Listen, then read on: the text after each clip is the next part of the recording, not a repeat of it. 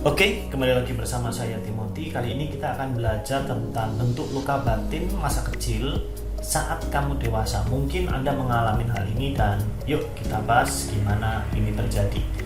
Jadi ada 4 sebenarnya yang umumnya terjadi. Yang pertama, takut ditinggal. Biasanya bentuknya adalah saat seseorang mau meninggalkan Anda, relasi, berpacaran, berteman, itu Anda sangat ketakutan ditinggal, takut sendirian.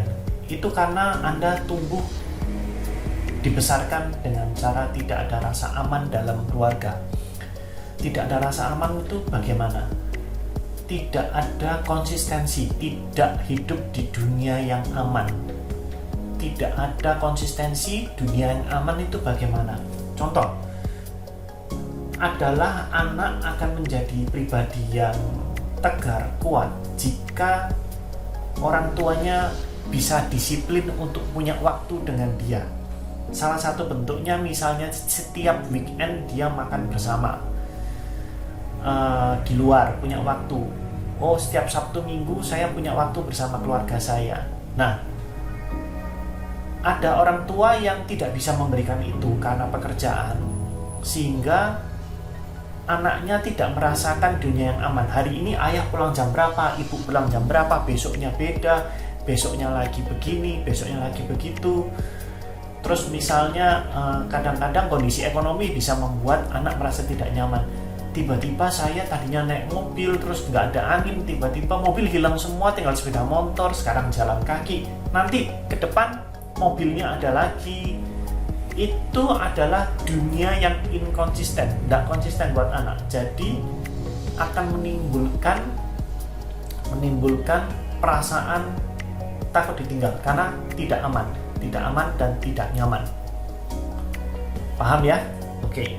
Berikutnya adalah menjadi people pleaser. Maksudnya semua orang boleh. Dia mempersilahkan orang lain, dia mengutamakan orang lain, kepentingannya dia sendiri ditinggalkan. Yang penting orang lain senang. Dia biasanya orang seperti ini dibesarkan karena dirinya dianggap tidak penting, atau bahkan dia melihat seluruh keluarganya nggak penting. Keluarganya sering mencontohkan kalau ada tamu atau orang lain, wah orang lain ini dilayani dengan maksimal, sehingga keluarganya mungkin telat makan, tapi orang lain yang ditolong ini tidak menolong balik. Lingkungan keluarga mementingkan orang lain. Jadi misalnya keluarga ini selalu mendewakan servis untuk orang lain. Seperti itu yang terjadi.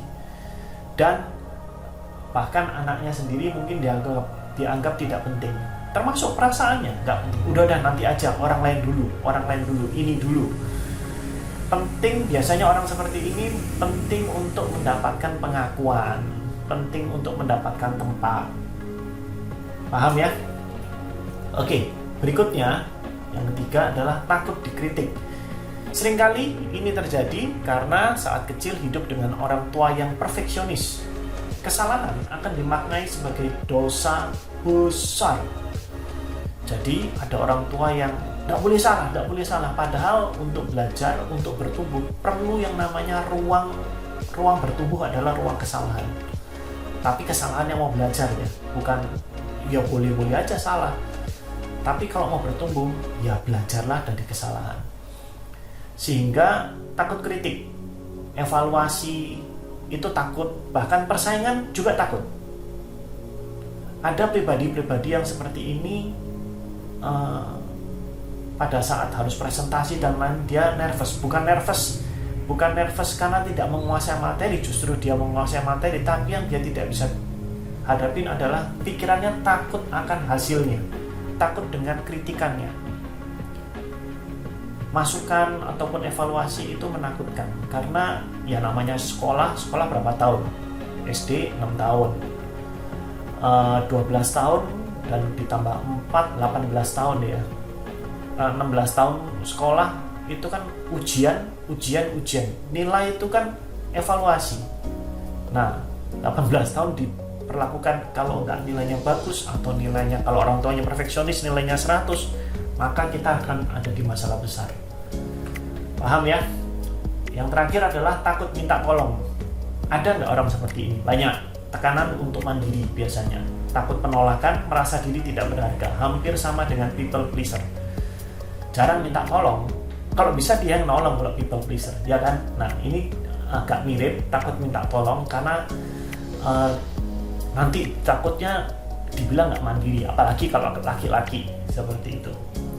Kemudian takut penolakan. Nanti kalau dia nggak mau nolong gimana ya? Merasa diri tidak berharga.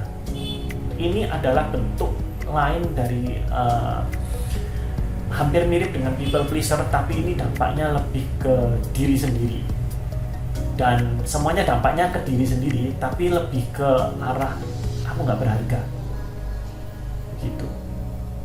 Oke, semoga ini bermanfaat. Kita akan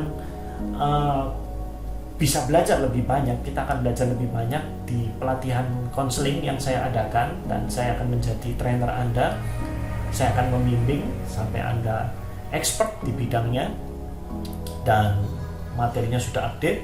Anda bisa cek link di bawah untuk Anda mempelajari, melihat materi-materi yang akan saya bagikan. Terima kasih.